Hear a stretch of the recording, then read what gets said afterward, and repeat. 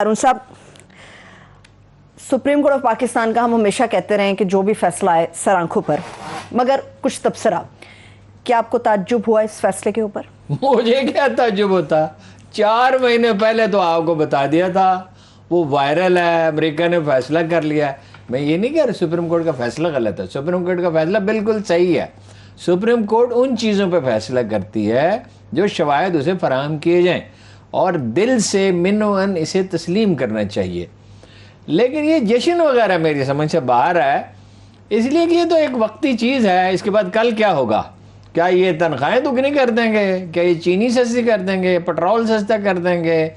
Gas مہیا ہونی شروع ہو جائے گی؟ مہنگائی کم ہو جائے گی؟ جابز کریٹ ہو جائیں گی؟ ڈالر نیچے چلا جائے گا؟ ڈالر نیچے چلا جائے گا؟ کچھ بھی اس میں سے تو ہونے والا نہیں ہے۔ دیکھیے نا، 2 صورتیں ہیں۔ امریکہ تو اس کے پیچھے تھا، اس میں تو کوئی شبہ نہیں، عدالتی فیصلے کی بات نہیں کر رہا، وہ ججوں نے اپنے ضمیر کے مطابق فیصلہ دیا۔ اس میں میں کسی مسئلہ تک نہیں کہہ رہا، میں ہمیشہ کہتا ہوں ضمیر نہیں، آئین کے تحت، آئین ہاں نہیں، اپنے ضمیر آئین کے تحت، ضمیر کے تحت فیصلہ دیا۔ ہم جسٹس عطا عمر بندیال کو ہم جانتے ہیں، ہم ان ججوں کو جانتے ہیں، ان میں سے ایک کے بارے میں سرگوشی کی جاتی، سرگوشی تو کوئی بھی کر سکتا ہے، درست، باقی کے بارے میں تو ہم نے کبھی سرگوشی میں نہیں سنی۔ انہوں نے تو شواہد میں فیصلہ دیا اور آئین کی روح سے فیصلہ دیا کہ بھائی یہ ڈپٹی اسپیکر کو یا اسپیکر یہ حق نہیں ہے کہ وہ عدم اعتماد کی تحریک پر رائے شماری روک دے اس بنیاد پر کہ جی باہر سے کوئی سازش ہوئی ہے۔ ٹھیک، لیکن جشن کا کس بات کا جشن؟ الیکشن ہوں گے، ابل تو یہ کچھ کر ہی نہیں سکتے۔ یعنی کیا تماشا ہے جی؟ مولانا فضل الرحمان صاحب ایوان صدر میں بیٹھے ہوں گے، مولانا فضل الرحمان شہیدوں کی زمینوں پہ جنہوں نے قبضہ کیا ہے، اور شہباز شریف جن پہ 16 روپے کی منی لانڈرنگ ثابت ہے۔ دیکھیں نا، جج کو تو اس سے غرض نہیں ہوتی، جج تو کہتا ہے یہ ایک تنازع ہے، اس میں یہ فیصلہ ہے، آئین یہ کہتا ہے۔ جی، حمزہ شہباز وزیر اعلیٰ پنجاب، عثمان بزدار پہ یہی الزام تھا نا کہ پیسے لے کے تھا اور ڈپٹی کمشنروں کے اور افسروں کی تقریر کرتا تھا۔ حمزہ پہ یہ الزام نہیں ہے، حمزہ پہ بھی یہی الزام ہے۔ شاید سنگین اس کے پاس نہیں، ان کی دولت ایسے 800 گنا بڑھ گئی۔ بھائی کیوں بھاگے ہوئے ہیں اس کے چھوٹے؟ اور نواز شریف صاحب وہاں بیٹھے ہوئے ہیں۔ جشن وشن کچھ نہیں ہوگا، یہ کچھ کر نہیں سکتے، اس لیے جس طرح پٹواری شام کو رشوت لیے بغیر گھر نہیں جا سکتا، کانسٹیبل نہیں جا سکتا، یہ جو ہے نا جی غیر قانونی اقدامات کے بغیر رہ نہیں سکتے۔ ٹھیک ٹھیک، یہ کہ فضل الرحمان بھی نہیں رہ سکتے، یہ بھی نہیں رہ سکتے۔ پھر کہا افغان کا ڈر ہے، کہا افغان تو ہوگا۔ آج اگر عمران خان لاہور میں جلسے کا اعلان کرے، ایک اور پھر کراچی، پھر پشاور، پھر فیصل آباد، پھر گجرانوالہ، پھر ملتان، جس ترتیب سے بھی چاہے، ورکرز کنونشن بلائے، پارٹی کی تنظیم نہیں کی تھی، اس کی قیمت ادا کریں۔ خیر ہم دیکھیں گے کہ اس کی اپنی غلطیاں کیا تھیں۔ ٹھیک ہے، غلطیاں تو بہت اس نے کی تھی۔ عثمان بزدار کو وزیر اعلیٰ بنا دیا، عثمان بزدار کے صوبہ چلایا جا سکتا ہے۔ اچھا خیر، وہ آج سپریم کورٹ سے کہے جائے استدعا کرے، کہے کیا مطلب استدعا کرے؟ ویسے جی عمران خان نے یہ تو کہا آج کے دن اور کل بھی کہ جو بھی سپریم کورٹ فیصلہ کرے سر رکھو۔ بالکل، بہت بڑے اور مولانا فضل الرحمان نے کہا اگر اسمبلیاں بحالنے کی تو ہم نہیں مانیں گے، بڑے سخت ہمارے حق میں فیصلہ ہو۔ ابھی ایک اینکر صاحب کہہ رہے تھے یہ اپنی آخرت کا فیصلہ کر لیں، آخرت کا بھی فیصلہ اینکر کرتے ہیں اب۔ ٹھیک ہے جی، یعنی فیصلہ تو یہی متوقع تھا، یہ تو اس میں کوئی تعجب تو نہیں ہے، ٹھیک ہے نا؟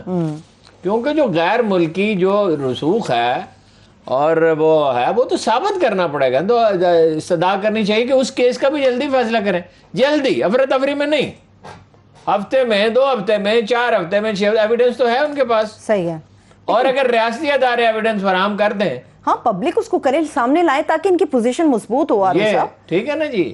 باقی اب کیا ہوگا؟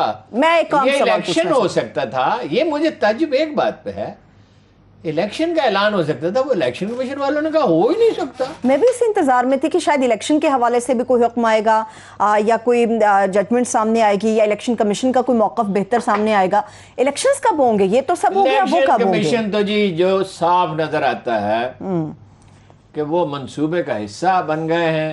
وہ کہتے ہیں جی حلقہ بندیاں آپ کو کوئی خاردار تاریں لگانی ہیں، کوئی دیواریں کھڑی کرنی ہے، کاغذ پہ کرنا ہے، کہتے ہیں جی وہ نوٹیفیکیشن تاخیر سے मई 2021 में हुआ था। 10 महीने हल्का बंदियों के लिए काफी नहीं है? वो कहते ताउन ही नहीं किया हुकूमत नहीं ने हमारे मैं साथ। बता रहा हूं ना, मई 2021 में तरदीद करें इसकी नोटिफिकेशन, और अब भी चंद दिन में हो सकती हैं। उसमें ज्यादा ये है ना कि कराची के कुछ हलकों की रायशुमारी कराएं, कराची में ज्यादा मसला है ना, और फर्ज कीजिए उनकी 20 सीटें ज्यादा बनती हैं तो उसकी वजह 16 ज्यादा कर दें। अच्छा, ठीक है ना जी।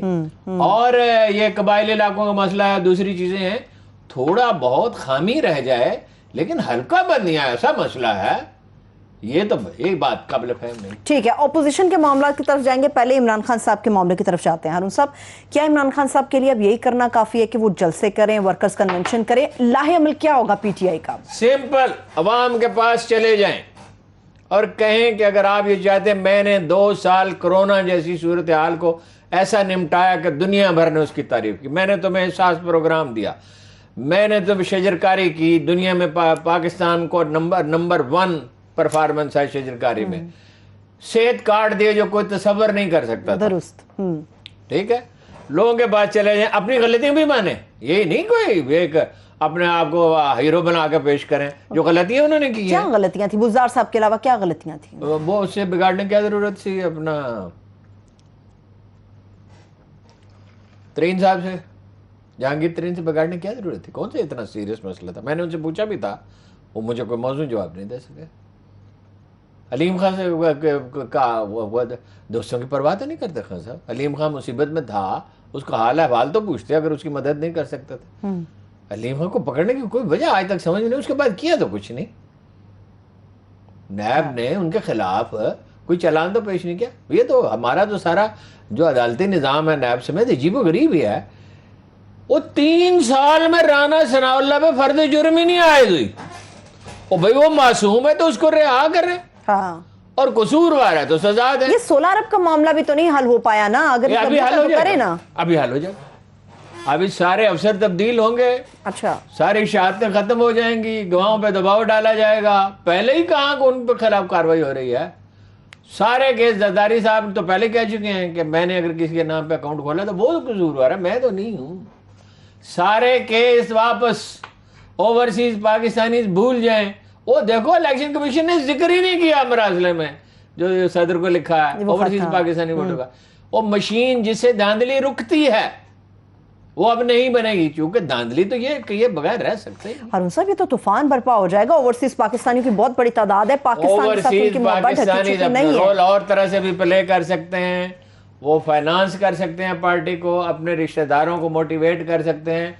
वोट कितने लोग डालते हैं? 40%। वो श्योर करें कि उनके रिश्तेदार 100% वोट डालें, उनके दोस्त डालें, उनके लिए वो सहूलतों का बंदोबस्त करें, उनको कहें ओ भाई गाड़ी मंगाओ, जाओ, उसका किराया हम दे देंगे। ठीक है, ठीक है। वो तो कोई किसी किरदार को नहीं रोक सकता। ओहो, आपको कितनी दफ़ा कुरान करीम की आयत सुनाई है, अल्लाह के लश्करों को उसके सिवा कोई नहीं जानता। तो फैसले बंदे करते हैं। और ये क्या फवाद ने क्या कहा, मुझे बड़ा अफसोस हुआ, बदकिस्मत फैसला है। मुझे भी अफसोस ये ऐसा थोड़ी होता है। वो अल्लाह कहता है तुम जिस चीज को बुरा समझते हो उसमें तुम्हारे लिए खैर पोशीदा होता है। जिसे तुम्हें कराहत आती है, आसान तकराउ शैअन, कोई दुनिया खत्म हो गई,